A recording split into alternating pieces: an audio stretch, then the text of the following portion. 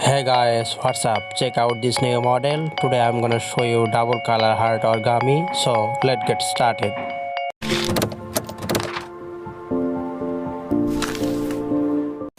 I am going to use 15 semi-square of paper.